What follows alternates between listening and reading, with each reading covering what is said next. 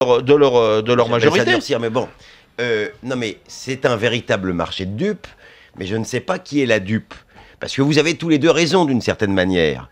Bien entendu que l'union de la gauche, c'est le mariage de la carpe et du lapin, pour reprendre une expression que j'aime bien. Bon, mais en même temps, l'électeur lui-même, l'électeur moyen, qui a accepté justement de voter pour un parti, pour un président qui acceptait une telle union, ne peut pas venir se plaindre, parce qu'il savait très bien que les promesses du candidat Hollande, qui se fondaient notamment sur les promesses qu'il faisait à son électorat le plus à gauche, ne seraient pas tenues. Il savait très bien que le Parti communiste ou que le Front de gauche, passé l'enthousiasme de l'été, fera en sorte, bien entendu, de récupérer soit sincèrement, soit aussi par un calcul électoraliste évident, ce que tu appelles le peuple de la gauche, que je appelle moi l'extrême gauche.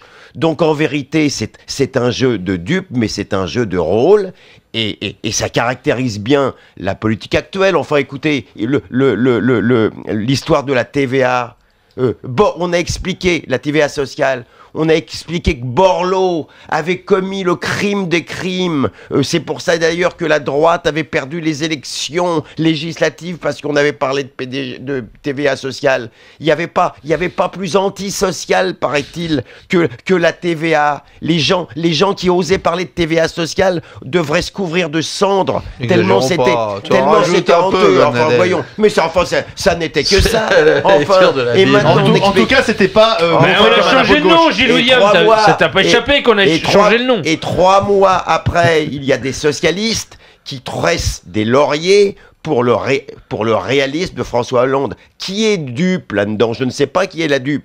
Parce que, encore une fois, je pense que l'électeur moyen, digne de ce nom, et qui a le droit d'avoir un bulletin de vote, il savait très bien que ça se passerait comme ça. Donc moi, je ne vais pas verser des larmes sur le cocufiage du Parti communiste, qui savait très bien que ça se passerait comme ça, mais qui avait... Et qui d'ailleurs n'est pas dans le gouvernement. Hein, mais qui a lui-même besoin,